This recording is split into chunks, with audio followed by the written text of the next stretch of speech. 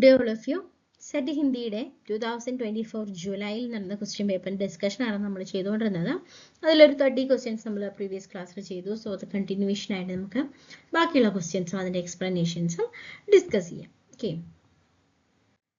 So ആദ്യം തന്നെ 31st question, നിമ്നലിഖിത സൂചിയോം കോ സുമേളിത് കീജിയെ. Match ചെയ്യാനാണ്, മാച്ച് ദ ഫോളോയിങ് ആണ്. ഇത് നമ്മുടെ ആധുനിക് കാലിലെ റാസോ സാഹിത്യത്തിൽ വരുന്ന രചനകളും ലേഖകങ്ങളുമാണ്. അങ്ങനെയാണ് മാച്ച് ചെയ്യാനായിട്ട് തന്നിട്ടുള്ളത്.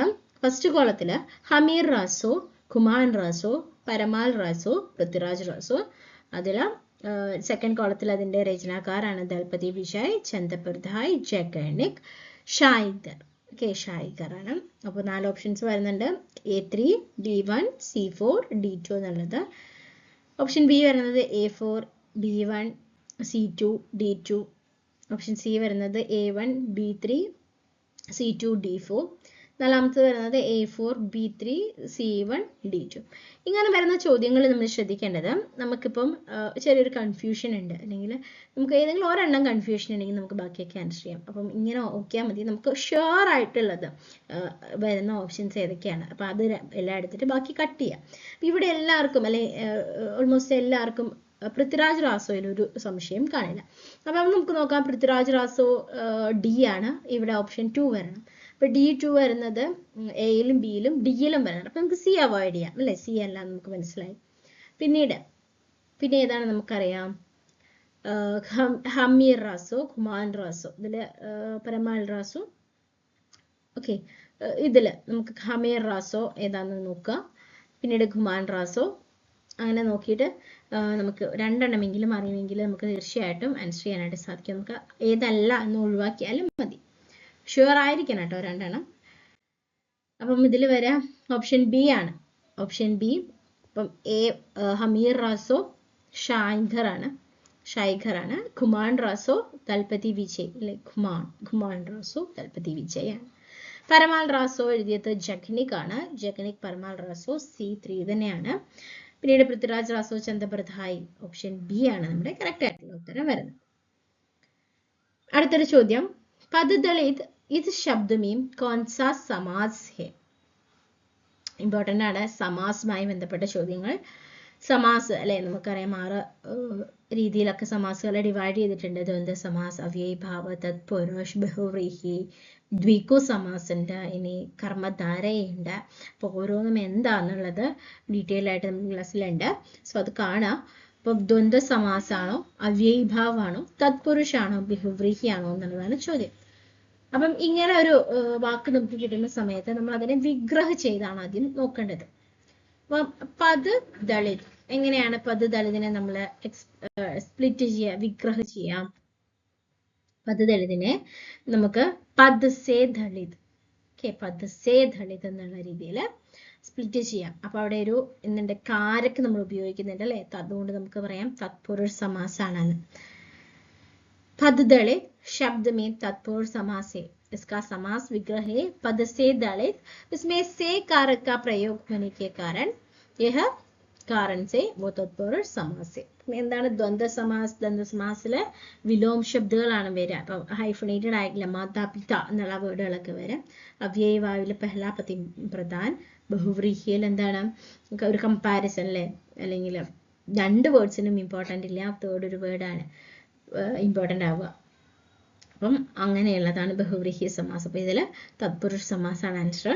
നമുക്ക് ഇൻക്ലേസ് സ്പ്ലിറ്റ് ചെയ്യാനായിട്ട് സാധിച്ചില്ല എങ്കിലും ഡെഫിനിഷൻസ് വെച്ച് നമുക്ക് നോക്കാം, ബാക്കി ഏതൊക്കെ അല്ല എന്ന് അറിയുകയാണെങ്കിൽ അങ്ങനെ നമുക്ക് ആൻസറിലേക്ക് എത്താവുന്നതേ ഉള്ളൂ. ഇത് തത്പുരുഷ സമാസാണ്. അടുത്തത് രീതികാലുമായി ബന്ധപ്പെട്ടുള്ള ചോദ്യമാണ്.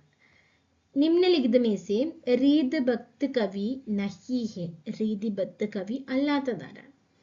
ഘനാനന്ദ്, മധിറാം, ചിന്താമണി, കേശവദാസ്. ഇത് 4 പേര് രീതിബദ്ധ കവി അല്ലാത്തതാരാണെന്നാണ് ചോദ്യം. നമുക്കറിയാം ഇതിന്റെ ഉത്തരം വരുന്നത് ഘനാനന്ദ് ആണ്. ഘനാനന്ദ്. അപ്പം നമുക്കറിയാം രീതികാലീന കവിധാരകളെ നമ്മൾ 3 ആയിട്ടാണ് ഡിവൈഡ് ചെയ്യുന്നത്. രീതിബദ്ധ്, രീതിസിദ്ധ്, രീതിമുക്ത്. അപ്പൊ എന്താണ് രീതിബദ്ധില് വരുന്നത് ആരൊക്കെയാണ്? ഇപ്പം ഇതില് ഘനാനന്ദ് ഇല്ല എന്നാണ് നമ്മൾ പറഞ്ഞത്. അപ്പം ബാക്കി ആരൊക്കെയുണ്ട്? മധിറാം ഉണ്ട്, ചിന്താമണി ഉണ്ട്, അതുപോലെ തന്നെ കേശവദാസ് ഉണ്ട്, ഭൂഷൺ ഉണ്ട്, ധ്യേയ ഉണ്ട്, ഭിഖാരി ഉണ്ട്. ഇവരൊക്കെയാണ് രീതിബദ്ധിൽ വരുന്നത്. അപ്പൊ എന്താണ് രീതിബദ്ധ കവിതകൾ അല്ലെ? ലക്ഷൺ ഗ്രന്ഥവും കി രചനകളൊക്കെ നടന്നിട്ടുള്ള അല്ലെ സംസ്കൃത കാവ്യശാസ്ത്രീയ ഗ്രന്ഥങ്ങളെ ആധാരമാക്കിയിട്ടുള്ള രചനകളാണ് രീതിബദ്ധ കവിതകൾ അല്ലെങ്കിൽ രീതിബദ്ധ കവിതാര എന്ന് നമ്മൾ പറയുന്നത്. അതുപോലെ തന്നെ രീതിസിദ്ധിയിലുള്ള ലേഖകകളാണ് ബിഹാരി, സേനാപതി ഇവരൊക്കെ. അപ്പോൾ ഘനാനന്ദ ഏതിലാണ് വരിക? ഘനാനന്ദ നമ്മുടെ രീതി മുക്ത കാവ്യധാരയിലാണ് ഘനാനന്ദ വരിക കേട്ടോ. ഘനാനന്ദ അതുപോലെ തന്നെ ബോധ, ആലം, ഠാക്കൂർ ഒക്കെ വരുന്നത് നമ്മുടെ രീതി മുക്ത കാവ്യധാരയിലാണ്. ഓക്കെ, അത് നോക്കി വയ്ക്കണേ. രീതിസിദ്ധ, രീതിബദ്ധ, രീതിമുക്തിലെ കവികൾ. അങ്ങനെയാണെങ്കിൽ മറ്റ് രീതിബദ്ധ കവികളും അവരുടെ രചനകളും നമുക്ക് നോക്കാം. കേശവദാസ് ആണ് ആദ്യം വരുന്നത്. കേശവദാസിന്റെ രചനകളാണ് രസികപ്രിയ, കവിപ്രിയ, രാമചന്ദ്രിക, നഖശിഖ, ചന്തമാല, വീരസിംഹദേവ് ചരിത, രതൻ ഭാവനി, വിജ്ഞാനവീൻ, ജഹാംഗീർ രസ് ചന്ദ്രിക.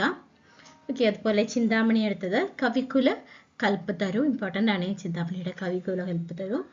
ദേവിന്റെ ഭാവവിലാസ്, കാവ്യരസായൻ, ബിഹാരിയുടെ ബിഹാരി സച്ചാർ, മതിറാമിന്റെ രസരാജ്, ലളിതലലാം ഇമ്പോർട്ടൻ്റ് ആണ് മതിറാമിന്റെ. ഭൂഷൺ ശിവരാജ് ഭൂഷൺ, പത്മാകർ, ജഗ്വിനോദ്, പത്മാഭരൺ. ഓക്കെ, ഇതൊക്കെയാണ് മറ്റ് രീതിബദ്ധ കവികളും അവരുടെ രചനകളും.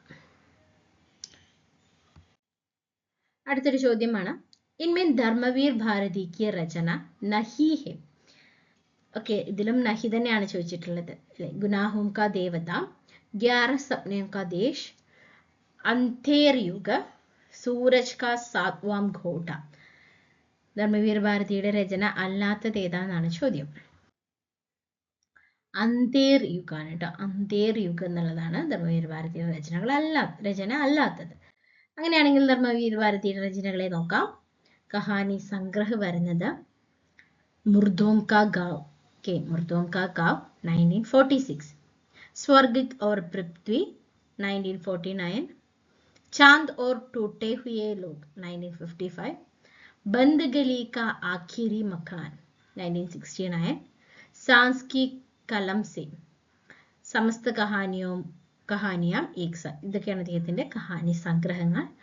മറ്റു കാവ്യരചനകളാണ് ഠണ്ടാലോക് 1952, സാത് ഗീത് വർഷ 1959, കനുപ്രിയ 1959, സപ്ന അബീബി 1993, ആഘാന്ത് 1996, ദേശാന്തർ 1916. പിന്നീട് വരുന്നത് ഉപന്യാസാണ്. ഉപന്യാസങ്ങളിലാണ് ഗുനാഹോം കാ ദേവത വരുന്നത് 1949, സൂരജ് കാ സാത്വാം ഘോട, ഇതൊക്കെ നമ്മുടെ ഓപ്ഷൻസിലുള്ളതായിരുന്നു. 11 സപ്നോം കാ ദേശ്, അതുപോലെ തന്നെ പ്രാരംഭ് വ സമാപൻ. ഇതൊക്കെ അദ്ദേഹത്തിന്റെ ഉപന്യാസങ്ങളാണ് കേട്ടോ. ഉപന്യാസവുമായി ബന്ധപ്പെട്ടുള്ള ചോദ്യമായിരുന്നു അത്. പിന്നീട് അദ്ദേഹത്തിന്റെ നിബന്ധ സംഗ്രഹങ്ങളാണ് ടേലെ പർ ഹിമാലയ് 1958 ഈല, പശ്യന്തി 1969, കഹാനി ആൻഡ് കഹാനി 1917, കുച്ച് ചെഹരെ കുച്ച് ഇന്ധൻ 1995, ശാബ്ദിത 1977, മാനവ് മൂല്യ ഓർ സാഹിത്യ 1960. ഇതൊക്കെ അദ്ദേഹത്തിന്റെ നിബന്ധ സംഗ്രഹങ്ങളാണ്. മറ്റേ ഏകാംഗി അഥവാ നാടകങ്ങൾ, ഏകാംഗി വ നാടക്, നദി പ്യാസി തി, നീലി ചീൽ, ആവാസ് കാ നീലാം മതി. പദ്യനാടകങ്ങളാണ് അന്തായുഗ്. മറ്റൊരു അന്ധേറ എന്നായിരുന്നു, ദന്തായുഗ് ഉണ്ട് കേട്ടോ അദ്ദേഹത്തിന്റെ. മഹാഭാരത് കാ യുഗാന്ത് പർ ആധാരിത് 1954 പദ്യനാടക്. പിന്നീട് ക്രിറ്റിസിസം ആലോചനകളാണ് പ്രഗതിവാദ്, ഏക് സമീക്ഷ, മാനവ് മൂല്യ ഓർ സാഹിത്യ. ഇതൊക്കെ അദ്ദേഹത്തിന്റെ ആലോചനകളാണ്. സോ ഇത്രയുമാണ് നമ്മുടെ ധർമ്മവീർ ഭാരതിയുമായി ബന്ധപ്പെട്ടിട്ടുള്ള രചനകൾ. ഒക്കെ ഓർത്ത് തന്നെ പഠിക്കാം. അടുത്തത് കിസ് ശബ്ദ കെ വിസർഗ് സന്ധി നഹി ഹെ. വിസർഗ് സന്ധി ഇല്ലാത്തത് ഏതാ? ഇതും നമ്മുടെ ഗ്രാമർ പോർഷനിൽ നിന്നുള്ള ഒരു ചോദ്യമാണ്. സന്ധി സമാസൊക്കെ അല്ലെ. അപ്പൊ നമുക്കറിയാം സ്വരസന്ധി, വ്യഞ്ജൻ സന്ധി, വിസർഗ് സന്ധി എന്നൊക്കെ പറഞ്ഞ സന്ധികളെ ഡിവൈഡ് ചെയ്യുന്നുണ്ട്. അപ്പൊ ഇതില് മനോവികാർ, വാഗിഷ്, ദുർവ്യവഹാർ, ആവിർഭാവ്, ഇതിലേതാണ് വിസർഗ് സന്ധി ഇല്ലാത്തത് എന്നാണ് ചോദിച്ചത്. ആൻസർ വരുന്ന ഓപ്ഷൻ ബി വാഗിഷാണ്. അപ്പം സന്ധി കുറച്ച് ഡീറ്റെയിൽഡ് ആയിട്ട് തന്നെ ഉണ്ട് പറയാൻ. അത് നമ്മുടെ ക്ലാസ് നോക്കി കാണുക കേട്ടോ. അപ്പൊ വിസർഗസന്ധി ഇല്ലാത്തത് വാഗിഷാണ്. അടുത്തൊരു ചോദ്യം, भक्तिकाल के कवि होने के बावजूद ऋतुकालीन कविता लिखने वाला संधिकाल की कवि इनमें कौन है? ഭക്തികാലിലെ കവി ആകുകയും അതിൻ്റെ കൂടെ തന്നെ രീതികാലിലെ കവിതകൾ എഴുതുകയും ചെയ്തല്ലോ. അപ്പൊ സന്ധികാലിൽ വരുന്ന കവി ഇതിൽ ആരാണെന്നാണ് ചോദ്യം. സേനാപതി, മീരാഭായ്, നാഭാദാസ്, കൃഷ്ണദാസ്. ആരാണ് ഇതില്? ഈ കൃഷ്ണദാസ്, നാഭാദാസ് ഒക്കെ നമ്മൾ അഷ്ടച്ചാപ്പ് പറഞ്ഞപ്പോ പറഞ്ഞിരുന്നു അല്ലെ. സേനാപതിയാണ് കേട്ടോ, സേനാപതി. അപ്പൊ നമുക്ക് ഇങ്ങനെ ഓർക്കാം, ഭക്തികാലിലും രീതികാലിലും ഒരേപോലെ സേവനം നിശ്ചയിച്ചിരുന്ന സേനാപതിയായിരുന്നു സേനാപതി എന്നുള്ളത്. അങ്ങനെ ഓർക്കാം, സന്ധികാലിലെ കവി. മറ്റൊരു ചോദ്യം, തോത്തായെ ഹിന്ദ്. വളരെ വളരെ ഇമ്പോർട്ടൻ്റ് ആയിട്ടുള്ള ചോദ്യമാണ് തോത്തായെ ഹിന്ദ്. ഇൻമേം കിസ് കവി കോ കഹാ ജാത്തെ ഹെ. അതുപോലെ കവികളും അവർക്ക് അല്ലെ കുറെ അധികം കവികൾക്ക് മറ്റു പേരുകൾ ഉപനാമുണ്ട്, അതുപോലെ തന്നെ മറ്റു പേരുകളിലൊക്കെ അറിയപ്പെടുന്നവരുണ്ട്. അപ്പം ഇതിൽ തൊത്തായെ ഹിന്ദ് എന്ന പേരിൽ അറിയപ്പെടുന്നത് ആരാണെന്നാണ് ചോദ്യം. അമീർ ഖുസ്രോ, വിദ്യാപതി, അബ്ദുറഹ്മാൻ, മുല്ല ദാവൂദ്. ആരാണ് ഇതിൽ തൊത്തായെ ഹിന്ദ്? വളരെ ഫേമസ് ആയിട്ടുള്ള അല്ലെ അമീർ ഖുസ്രോ തന്നെയാണ് തോത്തായെ ഹിന്ദ് എന്നറിയപ്പെടുന്നത്. ഇമ്പോർട്ടൻ്റ് ആണ്, ഇമ്പോർട്ടൻ്റ് ചോദ്യം. അടുത്തത്, निम्नलिखित में से कौन सा अलंकार निरूपण ग्रंथ नहीं है? अलंकार निरूपण ग्रंथ അല്ലാത്തത് ഏതാണെന്നാണ് ചോദ്യം. മതിറാം കൃത് ലളിത് ലലാം, ഭിഖാരിദാസ് കൃത് ശൃംഗാർ നിർണയ്, ഭൂഷൺ കൃത് ശിവരാജ് ഭൂഷൺ, ജസ്വന്ത് സിംഹ് കൃത് ഭാഷാഭൂഷൺ. ഇതിൽ ഏതാണ് അലങ്കാർ നിരൂപൺ ഗ്രന്ഥം അല്ലാത്തത് എന്നാണ് ചോദ്യം. ബാക്കിയെല്ലാം അലങ്കാർ നിരൂപൺ ഗ്രന്ഥം ആയിരിക്കണമല്ലോ. ഭിഖാരിദാസിന്റെ ശൃംഗാർ നിർണയ്. പേരിൽ നിന്ന് തന്നെ നമുക്കൊരു ഐഡിയ കിട്ടുന്നുണ്ടാന്ന് വിചാരിക്കുന്നു. ഭിഖാരിദാസ് കൃത് ശൃംഗാർ നിർണയ് ആണ് അലങ്കാർ നിരൂപണം അല്ലാത്ത ഗ്രന്ഥം. അടുത്തത്, മൈക്കൽ മധുസൂദൻ ദത്ത് की कृति का अनुवाद मैथिली शरण गुप्त ने किस उपन्यास में किया है? അനുവാദവുമായി ബന്ധപ്പെട്ട ചോദ്യമാണ്. മൈക്കൽ മധുസൂദൻ ദത്തിന്റെ ഏത് കൃതിയാണ് മൈഥിലി ശരൺ ഗുപ്ത കിസ് ഉപനാം സെ ഏത് ഉപനാമിലാണ് അദ്ദേഹം ട്രാൻസ്ലേറ്റ് ചെയ്തത്? 4 ഓപ്ഷൻസ് ആണ്. കലാധർ, മധൂബ്, ത്രിശൂൽ, കൽക്കി. നമ്മൾ മൈഥിലി ശരൺ ഗുപ്തന്റെ ഉപനാം ഏതാന്നുള്ളത് മുന്നൊരു ചോദ്യം വരാട്ടോ. എങ്ങനെയും ചോദിക്കാം. മൈഥിലി ശരൺ ഗുപ്തന്റെ ഉപനാം എന്താണെന്ന് ചോദിക്കാം. അല്ലെങ്കിൽ ചോദിക്കാം, ഇന്ന ഉപനാമിൽ മൈഥിലി ശരൺ ഗുപ്ത ഏത് വ്യക്തിയുടെ കൃതിയാണ് ട്രാൻസ്ലേറ്റ് ചെയ്തതെന്ന് ചോദിക്കാം. തിരിച്ചും ചോദിക്കാം. മൈക്കൽ മധുസൂദൻ ദത്തിന്റെ ആണ് മധൂബ് എന്ന പേരിൽ മൈഥിലി ശരൺ ഗുപ്ത ട്രാൻസ്ലേറ്റ് ചെയ്ത അനുവാദം ചെയ്തത് ആരുടെ കൃതിയാണ്? മൈക്കൽ മധുസൂദൻ ദത്തിന്റെ കൃതികളെയാണ്. മധൂബ്. അടുത്തൊരു ചോദ്യം, ദ്വിവേദി യുഗ് की किस प्रवृत्ति को विद्रोह स्वरूप छायावाद का उदय हुआ था? അപ്പം ദ്വിവേദി യുഗിലെ എന്ത് പ്രവൃത്തിയുടെ വിദ്രോഹ സ്വരൂപമായിട്ടാണ് ഛായാവാദിന്റെ ഉദയം ഉണ്ടാവുന്നത്? ശൃംഗാർ ഭക്തി ഭാവന, രാഷ്ട്രീയ ഭാവം की ആധിരഞ്ജൻ, പ്രജുഭാഷാ में കാവ്യരചന, ഇതിവൃദ്ധാത്മകത. ഏതിന്റെ റിസൾട്ട് ആയിട്ടാണ് നമ്മുടെ ഛായാവാദിന്റെ ഉദയം ഉണ്ടാവുന്നത്? ഇതിവൃദ്ധാത്മകതയാണ് ആൻസർ വരുന്നത്. അടുത്തത്, कामायनी के किन किन सर्गों में पूंजीवादी सभ्यता और वर्ग संघर्ष का संकेत है? കമായനിയിലെ ഏതൊക്കെ സർഗങ്ങളിലാണ് പൂഞ്ചിവാദി സഭ്യത വർഗസംഘർഷ കാണാം? ഇവിടെ നമുക്കൊരു ഇതും കൂടി കിട്ടുന്നുണ്ട്. കാമായനിയുടെ ഓരോ യൂണിറ്റുകൾ അല്ലെങ്കിൽ ഓരോ അധ്യായനം നമ്മൾ സർഗം എന്നാണ് പറയാ കേട്ടോ. स्वप्न और संघर्ष, चिंता और आशा, ईठा और लज्जा, ഈർഷ്യ और कर्म. ഇതിലേതിലാണ് പൂഞ്ചിവാദി സഭ്യതയും വർഗ സംഘർഷമൊക്കെ കാണിക്കുന്നത് എന്നാണ് ചോദ്യം. Option A Swapna or Sangharsh അല്ലെ. സംഘർഷ് എന്നുള്ള പേര് കേൾക്കുമ്പോൾ മനസ്സിലാവുന്നുണ്ടാവും. സംഘർഷം സ്വപ്ന ഓർ സംഘർഷിലാണ്. അപ്പൊ കാമായനി മഹാകാവ്യവുമായി ബന്ധപ്പെട്ട കുറച്ച് ഫാക്ട്സ് നമുക്ക് കാണാം. कामायनी महाकाव्य में कुल 15 സർഗ് ഹെ. 15 സർഗാണ് നമ്മുടെ കാമായനിയിൽ മൊത്തത്തിലുള്ളത്. ഏതൊക്കെയാണെന്നുള്ള പേരുകൾ പഠിച്ചു വെക്കണം. പിന്നെ അത് വളരെയധികം ഇമ്പോർട്ടൻ്റ് ആണ് കേട്ടോ. ചിന്ത, ആശ, ശ്രദ്ധ, കാം, വാസന, ലജ്ജ, കർമ്മ, ഈർഷ്യ, ഈട, തർക്കതമ ബുദ്ധി, സ്വപ്ന, സംഘർഷ്, നിർവേദ്, ത്യാഗ് നിർവേദ് തന്നെ, ദർശൻ, രഹസ്യ, ആനന്ദ്. ഇതാണ് 15 സർഗുകൾ. ഓരോ സർഗിലും ഓരോന്നിൻ്റെയും എന്തിനെയൊക്കെയാണ് റെപ്രസെന്റ് ചെയ്യുന്നത് എന്നൊക്കെ പറഞ്ഞിട്ടുണ്ട്. അപ്പം പ്രസാദിന്റെ കാമായനി വളരെയധികം ഇമ്പോർട്ടൻ്റ് ആയിട്ടുള്ള ഒരു രചനയാണ്. അടുത്തൊരു ചോദ്യം, ഹിന്ദി में नवचेतनावाद का प्रचारक किस छायावादी कवि को मानते हैं?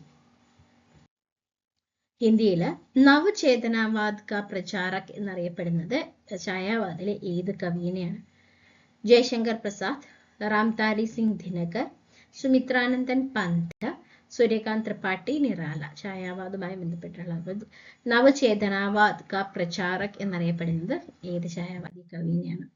സുമിത്രാനന്ദൻ പന്തിനെയാണ് കേട്ടോ. ഇദ്ദേഹത്തിന്റെ രചനകളൊക്കെ എന്താണ് വളരെ പുതിയ ചേതനകൾ ക്രിയേറ്റ് ചെയ്യുന്നത് ആയിരുന്നു. പ്രകൃതിവാദ് അല്ലെ, നമ്മുടെ പ്രോഗ്രസീവിസവുമായി ബന്ധപ്പെട്ടുള്ള ഒരു ചോദ്യമാണ്.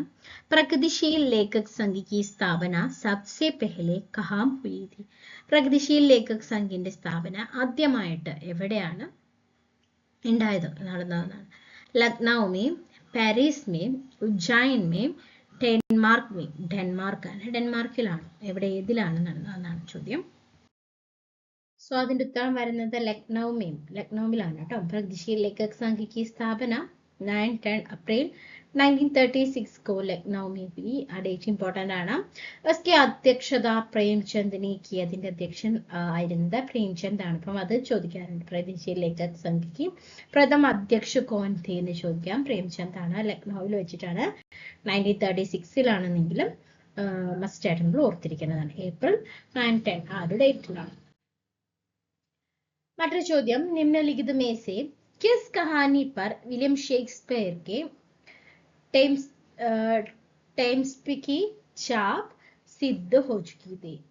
रानी केतकी की कहानी, उसने कहा था 11 केतकी का समय, इंदुमതി. ഇതിലേതിലാണ് വില്യം ഷേക്സ്പിയറിന്റെ ആ ഒരു രചനയുടെ ചാപ്പ് ഉണ്ടായിരുന്നത് എന്നാണ് ചോദ്യം. ആൻസർ വരുന്നത് ഇന്ദുമതിയിലാണ് കേട്ടോ. ഇന്ദുമതി എന്ന് പറയുന്ന കഹാനിയിലാണ് അങ്ങനെ നമുക്ക് കാണാം അതിന്റെ ഒരു ഇൻഫ്ലുവൻസ് ഉള്ളത്. വില്യം ഷേക്സ്പിയറിന്റെ ടെംപേസ്റ്റ് എന്ന് പറയുന്ന രചനയുടെ ചാപ്പ് ഉണ്ടായിരുന്നു. മറ്റൊരു ചോദ്യത്തിലേക്ക് പോകുമ്പോൾ, കിസിം കിസിം കി കവിത नामक लेख में नई कविता के 45 नामों का उल्लेखन किसने किया? അപ്പൊ കിസിം കിസിം കി കവിത എന്ന് പറയുന്ന ഒരു ലേഖാണ്. അപ്പൊ ആ ലേഖില് നൈ കവിതയിലെ 45 പേരുകൾ ആഡ് ചെയ്തത് ആരാണെന്നാണ് ചോദ്യം. ഓപ്ഷൻ എ ആഘ്യെ, ശംഷേർ ബഹാദൂർ സിംഗ്, ഡോക്ടർ ജഗദീഷ് ഗുപ്ത, ഡോക്ടർ ബച്ചൻ സിംഗ്. ഇതിൽ ആരാണ്? ഓപ്ഷൻ സി ആണ് വരുന്നത്, ഡോക്ടർ ജഗദീഷ് ഗുപ്ത. അപ്പൊ നമ്മളോട് ഇങ്ങനെയും ചോദിക്കാം, ഈ ലേഖ എഴുതിയത് ആരാണ്? അല്ലെ കിസ് കിസിം കി കവിത എന്ന് പറയുന്ന ലേഖ നമ്മുടെ ഡോക്ടർ ജഗദീഷ് ഗുപ്ത ആണ് കേട്ടോ. അടുത്ത ചോദ്യം, ബംഗ് മഹിള കാ വാസ്തവിക് നാം ക്യാ ഹെ? നമ്മൾ ഉപനാം അല്ലെങ്കിൽ സർനെയിംസ് ഒക്കെ പറഞ്ഞിരുന്നല്ലോ. അപ്പം അതില് ചോദ്യമാണ്, ബംഗ് മഹിള എന്നുള്ളത് ആരുടെ വാസ്തവിക് നെയിമാണ്? രാജേന്ദ്ര ബാല ഘോഷ്, മധുബാല ഘോഷ്, ദുലായി വാലി ഘോഷ്, ആദർശ് വാല ഘോഷ്. ഓക്കെ, 4 ഓപ്ഷൻസിൽ ഏതാണ് ബംഗ് മഹിള എന്നുള്ള ഉപനാമാർക്കാണുള്ളത്? ആരാണ്? എന്താണ് ആൻസർ? ഒന്ന് തിങ്ക് ചെയ്ത് നോക്കൂ, കിട്ടുന്നുണ്ടോ എന്ന്. രാജേന്ദ്ര ബാല ഘോഷ്. രാജേന്ദ്ര ബാല ഘോഷ് ബംഗ് മഹിള എന്ന് തന്നെ പഠിച്ചു വയ്ക്കുക. അപ്പൊ നമുക്ക് മാറില്ല. രാജേന്ദ്ര ബാല ഘോഷ് ബംഗ് മഹിള. മറ്റൊരു ചോദ്യം, നിമ്നലിഖിത കാ സഹി അനുക്രം ക്യാ ഹെ? നമ്മൾ പറഞ്ഞിരുന്നില്ലേ, ഇപ്പൊ കവിതയുടെ കാര്യം നമ്മൾ ഡിസ്കസ് ചെയ്തതേ ഉള്ളൂ. അതുപോലെ തന്നെയുള്ള ഒരു ഓർഡർ, ക്രോണോളജിക്കൽ ഓർഡർ നമ്മൾ പറഞ്ഞിരുന്നല്ലോ, വളരെ ഇമ്പോർട്ടന്റ് ആണ്. ഇപ്പം ഒന്നാമത്തത് വരുന്നത് നഖേൻവാദ്, പ്രഗതിവാദ്, ഛായാവാദ്, ഹാലാവാദ്, പ്രഗതിവാദ്, നഖേൻവാദ്, ഛായാവാദ്.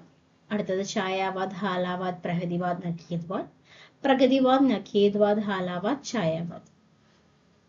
ഓക്കെ, ഇതിലേതാണ് കറക്റ്റ് ക്രോണോളജിക്കൽ ഓർഡർ? ജസ്റ്റ് ഒന്ന് തിങ്ക് ചെയ്താൽ തന്നെ നമുക്ക് ആൻസർ ചെയ്യാനായി പറ്റുന്ന ഒരു ക്വസ്റ്റ്യൻ ആണിത്. ഇതാണ് ആൻസർ വരുന്നത് അല്ലെ. ഛായാവാദ്, ഹാലാവാദ്, പ്രകൃതിവാദ്, നഗേന്ദ്വാദ്. ഓപ്ഷൻ സി ആണ് കറക്റ്റ് ആയിട്ടുള്ള ഓർഡർ. ഇതിൽ നമുക്ക് ഡൗട്ട് ചെയ്യേണ്ട ഒന്നും തന്നെ ഇല്ല. നമുക്ക് ആകെ നഗേൻവാദ്, ഛായാവാദ്, നഗേൻവാദ്, ഹാലാവാദുമായിട്ടൊരു കൺഫ്യൂഷൻ വരും. നമുക്കറിയാം ഛായാവാദിനൊക്കെ ശേഷമാണ് പ്രകൃതിവാദം എന്നുള്ളത് അറിയുന്നതാണ്. അപ്പം ഓപ്ഷൻ സിയിലാണ് ആകെ ഛായാവാദ് ആദ്യം വരുന്നുള്ളൂ. അപ്പം പിന്നെ ഛായാവാദ്, ഹാലാവാദ്, പ്രകൃതിവാദ്, നഗേൻവാദ് എന്നുള്ളതാണ് കറക്റ്റ് ആയിട്ടുള്ള ക്രോണോളജിക്കൽ ഓർഡർ. ഓക്കെ, അടുത്തൊരു ചോദ്യം. सन 1977 ई में जनवादी विचार मंच की स्थापना किस विश्वविद्यालय में हुई? ജനവാദി വിചാർ മഞ്ചിന്റെ സ്ഥാപന ഏത് വിശ്വവിദ്യാലയത്തിലാണ് 1977 നടന്നത്? അല്ലെ, ഒരു വർഷം നമുക്ക് കിട്ടിയിട്ടുണ്ട്. അപ്പൊ നോക്കാം. Option A Kolkata Vishwavidyalaya, option B Dilli Vishwavidyalaya, Punjab Vishwavidyalaya, Allahabad Vishwavidyalaya. ഏത് യൂണിവേഴ്സിറ്റിയിലാണ് ജനവാദി വിചാർ മഞ്ച് की സ്ഥാപന നടന്നത്? ദില്ലി വിശ്വവിദ്യാലയം, ഡൽഹി യൂണിവേഴ്സിറ്റിയിലാണ് കേട്ടോ. അപ്പം ചിലപ്പോൾ നമുക്ക് ഇങ്ങനെ ചോദിക്കാം, സൺ 1997 ദില്ലി വിശ്വവിദ്യാലയയിൽ എന്തിന്റെ സ്ഥാപനയാണ് ഉണ്ടായത്, അല്ലെങ്കിൽ ദില്ലി വിശ്വവിദ്യാലയം ജനവാദി വിചാർ മഞ്ച് की സ്ഥാപന കബ് ഹുയി, എപ്പോൾ നടന്നു എന്നും ചോദിക്കാം. 3 ക്വസ്റ്റ്യൻസ് ഒരേ ചോദ്യത്തിൽ നമ്മൾ പഠിച്ചിരിക്കുകയാണ്. അടുത്ത ഒരു ചോദ്യം വരുന്നത് നമ്മുടെ ഭാഷാ का उद्भव और വികാസവുമായി ബന്ധപ്പെട്ടുള്ളതാണ്. ലഹന്ത കിസ് അപഭ്രംശ് की देन है? ഏത് അപഭ്രംശത്തിന്റെ ദേനാണ് ലഹന്ത എന്ന് പറയുന്ന ഭാഷ? ശൗരസേനി, മഗധി, പൈശാചി, മഹാരാഷ്ട്ര. ആൻസർ വരുന്നത് പൈശാചിയാണ്. പൈശാചി. അപ്പം ഇതുമായി ബന്ധപ്പെട്ട കുറച്ച് ഫാക്ട്സ് നമുക്ക് നോക്കാം. അപഭ്രംശ് का ക്ഷേത്രീയ സ്വരൂപം ആധുനിക ഭാഷ അല്ലെ. അപ്പം അപഭ്രംശകള് ശൗരസേനി, മഗധി, അർദ്ധമാഗധി, മഹാരാഷ്ട്രി, ബ്രാജർ അഥവാ പൈശാചി, ബ്രാജർ പൈശാചി. അപ്പോൾ അതിന്റെ ഓരോന്നിന്റെയും ആധുനിക ഭാഷകളാണ്. ശൗരസേനയിലെ പശ്ചിമി ഹിന്ദി, ഗുജറാത്തി, രാജസ്ഥാനി, പഹാഡി. മഗധിയിലാണ് ബംഗ്ല, ബിഹാരി, അസമി, ഒഡിയ. അർദ്ധമാഗധിയിൽ പൂർവി ഹിന്ദി വരും. മഹാരാഷ്ട്രയിലെ മറാഠി, ബ്രാജർ പൈശാചിയിലെ ലഹന്ത, പഞ്ചാബി, സിന്ധി. വളരെ ഇമ്പോർട്ടൻ്റ് ആണ്. ഇതിന്റെ കണ്ടിന്യൂവേഷൻ ആയിട്ടാണ് നമുക്ക് ബോലികൾ വരുന്നത്. ഉപഭാഷ വരുന്ന ഹിന്ദിയുടെ 5 ഉപഭാഷകളാണുള്ളത്. പശ്ചിമി, പൂർവി, ബിഹാരി, രാജസ്ഥാനി. ഓക്കെ, ഇതൊക്കെ. അപ്പൊ അതുമായി ബന്ധപ്പെട്ട കാര്യങ്ങൾ മസ്റ്റായിട്ട് പഠിച്ചു വെക്കണം. ഇത് ഇമ്പോർട്ടൻ്റ് ആയിട്ടൊരു ചോദ്യം. സോ 50ാമത്തെ മറ്റൊരു ചോദ്യമാണ്. മുക്തിബോധ് കോ അന്ധേരെ में कविता के नायक से अलग करके देखना असंभव है. यह किस आलोचक का मत है? ഏത് ആലോചകന്റെ, ഏത് ക്രിട്ടിസൈസറിന്റെ മതാണെന്നാണ് ചോദ്യം.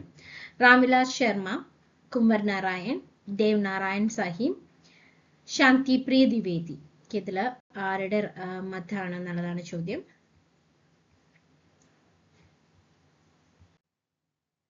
രാംവിലാസ് ശർമ്മയുടെ ഒരു മതാണ് കേട്ടോ ഇത്. മുക്തിബോധ് കോ അന്ധേരെ में कविता के नायक से अलग മാറ്റി അല്ലെ സെപ്പറേറ്റ് ആയി നിർത്തി കാണുക എന്നുള്ളത് പോസിബിൾ അല്ല എന്നുള്ളത്. സോ നമ്മൾ ഇന്നൊരു 20 ക്വസ്റ്റ്യൻസ് അല്ലെ ഡിസ്കസ് ചെയ്തു. എല്ലാ ക്വസ്റ്റ്യൻസും എക്സ്പ്ലെയിൻഡ് ആണ്, ഓക്കെ ആണെന്ന് വിചാരിക്കുന്നു. കുറച്ചധികം എക്സ്പ്ലനേഷൻസ് ഉള്ളത് നമ്മൾ ഡീറ്റെയിൽഡ് ആയിട്ട് ക്ലാസ്സുകളിൽ പറഞ്ഞിട്ടുണ്ട്. അപ്പം അത് കണ്ട് ഡൗട്ടുള്ള പോർഷൻസ് ക്ലിയർ ചെയ്യാം. ഓരോ ചോദ്യങ്ങളും റീഡ് ചെയ്യുന്ന സമയത്ത് അതുമായി റിലേറ്റ് ചെയ്തിട്ടുള്ള ആൻസേഴ്സ് ചെയ്യാൻ പറ്റുന്നുണ്ടോ എന്ന് നോക്കുക. ഇല്ലെങ്കിൽ ആ ഒരു ടോപ്പിക്ക് നമ്മൾ ഒന്നും കൂടി പഠിക്കേണ്ടതാണ് എന്നാണ് അതിൻ്റെ അർത്ഥം. So hope this class is clear. So ഇതിൻ്റെ കണ്ടിന്യൂവേഷൻ ആയിട്ട് നമുക്ക് അടുത്തൊരു ക്ലാസ്സിൽ കാണാം. Till then by.